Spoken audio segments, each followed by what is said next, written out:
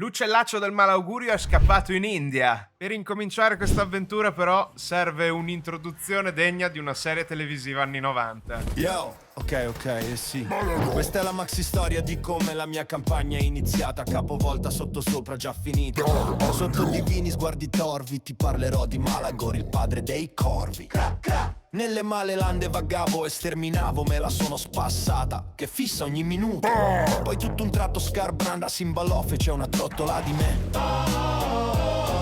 E gli dei perniciosi preoccupati dissero vattene da qui. Li ho pregati scongiurati, ma i nin vogliono che vada. Una barca ci hanno dato ed han detto La vacca è sacra. Quindi siamo sbarcati e tante canzoni ci han suonato. musica indiana. Se questo è il posto con 1000 templi da profanare per me, Non mi è andata affatto male. oh, che pioggia di corvi, piatto ricco mi ci picco. La pace nell'Indi mi puzza già di vecchio. Guardate adesso gente in vista chi c'è. Malagor, il profanatore di Bramir. Benvenuti, sono Tiranno Matto, dritto al sodo dopo questa sigla con Malagor e gli uomini bestia. La versione di Total War Warhammer 3 di oggi è moddata, trovate in descrizione una delle mie collezioni di mod, ovvero la Not SFO Immortal Empire Expanded, che ci permette di arrivare fino a qui, nei territori dell'Ind, che sono una parodia parallela della nostra India. Infatti, se non lo sapete, il mondo di Warhammer Fantasy è una parodia di tutto il nostro mondo, non solo del vecchio mondo europeo, ma di tutto il globo terracqueo. Nel video esperienza di oggi ho voluto esplorare il subcontinente dell'Ind, che forse verrà ampliato ufficialmente con lore e nuove aree della mappa quando arriverà il prossimo DLC Tides of Torment il 4 dicembre. La Immortal Empire Expanded, sviluppata da Chaos Robbie, comunque ci offre già un'esperienza ricca di dettagli. Ma davvero, bando alle ciance. Dopo aver liquidato gli abitanti lucertola del tempio di Bramir, abbiamo consolidato la nostra pietra del branco e Malagor ha puntato subito la presenza imponente, forse fin troppo, di una tribù di ogre, i Mangiasole.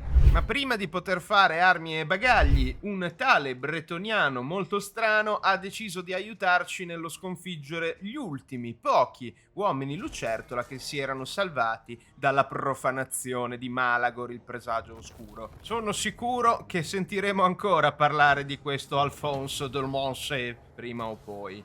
Non in buoni termini, perlomeno. Per quanto devoto il bretoniano possa essere una divinità perniciosa. Risolto l'inconveniente, ci siamo mossi all'attacco degli ogri panzoni mangiasole, scatenando la furia del nostro branco berciante su di loro. Nonostante gli ogri si siano venduti inizialmente molto bene, nulla hanno potuto contro le oscure stregonerie del presagio uccellaccio del malaugurio. Subito ci viene comunicato che il povero Khazrak è stato sconfitto, ma per noi non è un problema. Tra l'altro, oltre Khazrak abbiamo anche l'occasione di incontrare Ungrol Quattro Corna, una sorta di Ettin uomo bestia bicefalo della grandezza di Ungor. Sarà un eroe leggendario molto utile da integrare nel branco. Con sommo pernicioso gaudio abbiamo anche constatato la presenza di un boschetto di elfi dei boschi e di alberi semoventi, e in questa valle andremo prima o poi a portare la profanazione distruttrice della luna oscura e cattiva degli dei perniciosi, sì, prima o poi, anche perché dovremo affrontare pure i bretoniani. In questo subcontinente sono presenti anche elfi oscuri, altri ogre, vampiri e elfi alti. Insomma, il padre dei corvi avrà di che banchettare. Un passo alla volta, però, abbiamo un sacco di nemici a nord e dovremmo prima occuparci anche delle nostre truppe e dei punti da spendere per ottenere delle ricompense di terrore, escludendo i lord leggendari, che tanto tutti gli uomini bestia verranno sconfitti e con la mod Recruit the Legendary Lords otterremo comunque tali personaggi. Se la CA non va al workshop, il workshop andrà alla CA. Era così, no? Il caos trova sempre una via. E infatti l'abbiamo trovata per la capitale dei Mangiasole e ce li siamo pappati fino all'ultimo. Rendendo finalmente possibile il rituale della rovina al tempio di Bramir. Però non abbiamo puntato subito a questa opzione, abbiamo cercato di fare il classico min-maxing, che non è la via dell'uomo bestia, ma è la via del giocatore più o meno veterano. La luna oscura ci arride e abbiamo le scelte più forti subito disponibili in questo dilemma unico degli uomini bestia, proprio a ricompensare il non voler subito attuare il rituale, ma aspettare di radere al suolo qualche altro insediamento all'interno della sfera dell'influenza della nostra pietra del branco al tempio di Bramir. Comunque, alla fine abbiamo anche completato una sfida, che sono le nostre tecnologie, e ci siamo preparati per completare l'opera nei confronti degli ogri. Opera completata dopo qualche turno, arrivando con i sentieri delle bestie alla capitale e prendendo a incornate e magie oscuranti tutti i loro macellai, cacciatori e tiranni. Abbiamo dimostrato alle grandi fauci che le nostre caprine mandibole mascelle sono molto più forzute e voraci delle loro. Così, battaglia dopo battaglia, abbiamo sterminato completamente la tribù dei Mangiasole fino all'ultimo ogre Noblar presenti sotto l'egida del loro tiranno. E Malagor non ha fatto altro che goderne mentre corrompeva anche l'entroterra dell'Ind. There is no wine fine enough to make your words palatable. Parole dure di un uomo davvero strano. Alphonse Dolmancé e i suoi strani omini fedeli a Slanesh ci hanno attaccato a ripetizione, li abbiamo combattuti e combattuti, abbiamo teso imboscate, ci siamo ritirati, morti e fuggi, e alla fine, con il potere caprino degli dei perniciosi, abbiamo sottomesso il falso profeta del dio dell'eccesso, o dea, o comunque divinità ultragender. Vabbè, Slanesh, perdonaci se siamo un po' confusi, siamo capre. Ad ogni modo, alla fine, con i nostri corvi abbiamo assediato anche la capitale dei Bretoniani e abbiamo posto una fine al dominio eccessivamente eccessivo. Qual era la battuta? Non ne abbiamo una? Ho capito. Vabbè, del resto siamo capre. Beh, non abbiamo bisogno di essere sempre divertenti, vero? Vero, divinità del caos, non ci abbandonerete adesso, spero. E dopo i bretoniani Slanesh, il prossimo obiettivo è chiaro. Sempre che non ci abbandonino, appunto, le nostre divinità, andare direttamente nella valle boschiva infestata dagli elfi silvani e le loro driadi. Presso la radura di Arania abbiamo affrontato quasi la nostra ferma e decisiva sconfitta per mano dei nostri acerrimi nemici boschivi.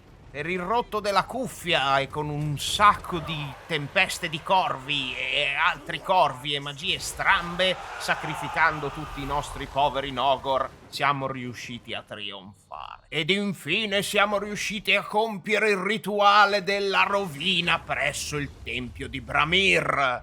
Anche il povero Taurox è stato sacrificato dagli Elfi Oscuri nel Nagarond, però noi lo abbiamo accolto, invocando il fatto che qui in Ind le vacche siano sacre.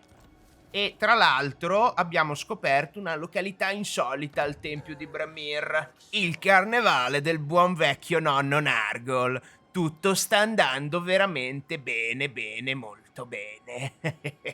All'uccellaccio del malaugurio non restava altro che dirigersi a sud, e così abbiamo anche affrontato Zacarias il Sempiterno, il necrarca vampiro che si è ritirato qui in Ind. Ma per non farci mancare nulla abbiamo anche assediato Tor Elazor, perché ricordatevi che un elfo buono è un elfo morto. E guardate che bello, è un bellissimo posto da distruggere pietra dopo pietra, con le nostre legioni di corvi e uomini bestia, caprini e anche minotauri. In realtà, finalmente, con i reggimenti della fama abbiamo attaccato la grande fortezza elfica d'oltremare. Non c'è niente di meglio per Malagor che far piombare i suoi figli corvo su delle orecchie a punta, distruggendo ogni speranza per gli abitanti di queste isole. Ah sì, le lacrime degli elfi, che cocktail magico con il loro sangue che berranno stanotte i tutti bercianti zoccolati. Veramente una vacanza di pregio. Noi scappavamo da Skarbrand e siamo finiti nella bambagia della mattanza. E con i resti di Torre del Sole tiriamo su una nuova pietra del branco e consacriamo un nuovo terreno di massacro. Il buon Zack e compagnia sono impazziti malissimo e hanno deciso di fare un giro in barca. Sembrava abbastanza brutto lasciar partire la crociera senza imbucarsi.